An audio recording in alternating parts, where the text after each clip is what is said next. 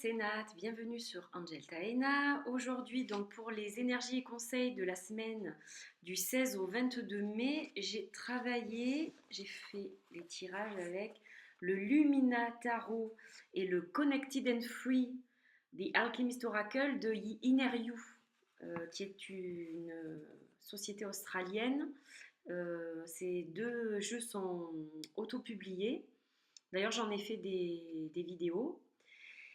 Et donc, c'est un petit clin d'œil à Célia,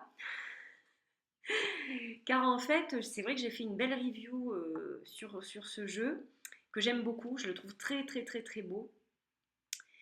Mais je lui ai expliqué que je n'arrivais pas à me connecter avec. Je ne sais pas pourquoi, parce qu'il est magnifique, mais c'est vrai que j'ai fait très peu de tirages avec. Et voilà, donc j'ai décidé de le ressortir avec le Connected and Free, que par contre je travaille pas mal avec celui-ci. Et donc j'ai travaillé avec ces deux jeux pour vous faire le tirage des énergies et conseils de la semaine. Donc on va voir ce que ça donne, vous choisissez et je vous dis un petit peu ce qu'il en est. A tout de suite. Alors, comme d'habitude, donc nous avons le premier tas, le deuxième, le troisième. Donc je vous laisse choisir et ensuite je fais l'interprétation. Donc on va commencer par le premier tas, donc avec la carte de tarot qui est la carte du 3 d'épée et la carte du chakra couronne qui est celle de l'oracle. Alors, qu'est-ce que cela signifie? Donc la carte du 3 d'épée est une carte un petit peu négative qui en fait comme vous le voyez donc souvent transperce un cœur. Donc là vous voyez des taches d'encre et vous voyez qu'elle transperce une rose en fait. Donc en fait, qu'est-ce que ça veut dire? Ça veut dire que cette semaine, pour vous qui avez choisi ce tas, va être placée sous des énergies un petit peu négatives, un petit peu difficiles. Il y a des choses qu'il va falloir clarifier. Donc en fait, ce que cette carte nous dit dans ce cas-là, c'est qu'il y a peut-être une relation qui ne va pas forcément dans le sens où vous voulez. Il y a peut-être quelque chose dans votre vie qui ne va pas dans le sens où vous voulez.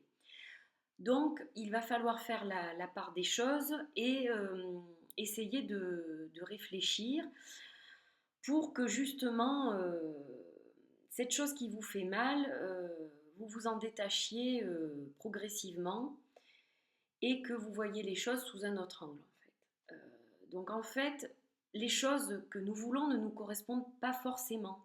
C'est ça que signifie le 3 d'épée. Des fois, ça fait mal sur le coup, mais ensuite, on se sent mieux. Et vous voyez cette belle rose qui est là, elle nous dit que ben, tout n'est pas terminé. Au contraire, c'est le début d'autre chose. Ce n'est pas parce que cette chose-là ne se réalise pas que ça va être forcément négatif.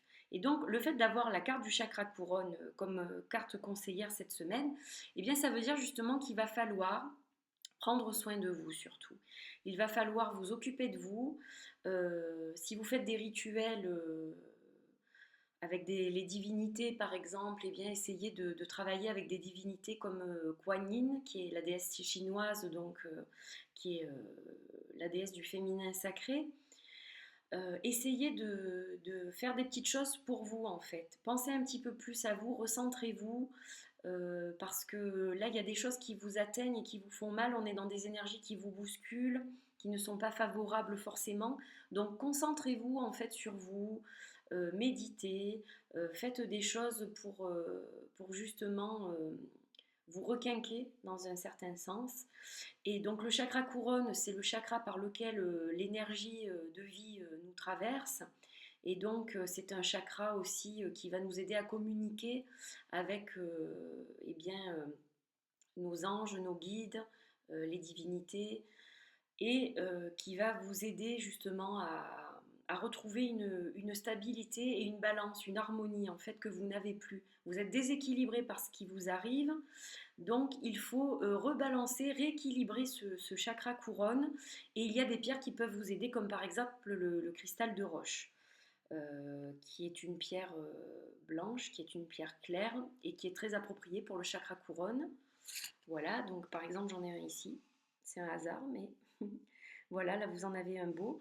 Donc pensez au cristal de roche éventuellement pour les méditations ou à placer sous l'oreiller, voilà, pour vous aider un petit peu à passer mieux le cap de la semaine qui arrive. Alors ensuite, on a le deuxième tas avec donc hop, la carte du hiérophant et la carte de l'instinct.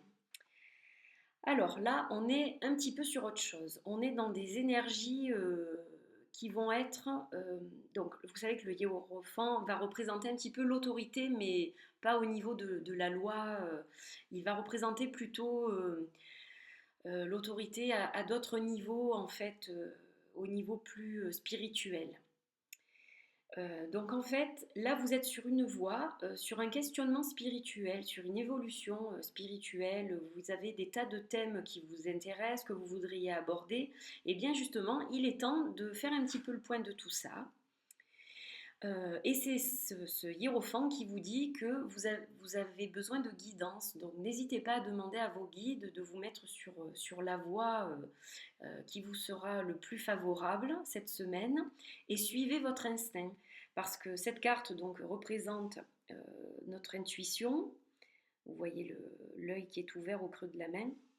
Donc en fait, ça représente un petit peu notre intuition, notre clairvoyance et c'est cette petite voix au fond de nous qui nous parle. Donc il faut l'écouter parce que souvent on est nous-mêmes notre propre guide et l'intuition donc qui est au creux de nous va être un excellent guide. Donc il ne faut pas hésiter à se laisser porter par ce que l'on ressent, à suivre les choses qui nous inspirent. Là, il s'agit aussi d'inspiration, donc se laisser porter par ce qui nous inspire, par la créativité aussi que nous voulons exprimer. Et ça va être une semaine très riche en fait et très intéressante au niveau spirituel et évolution. Et là, je ne vous ai pas parlé des cristaux, mais l'améthyste peut être une pierre justement excellente pour vous cette semaine.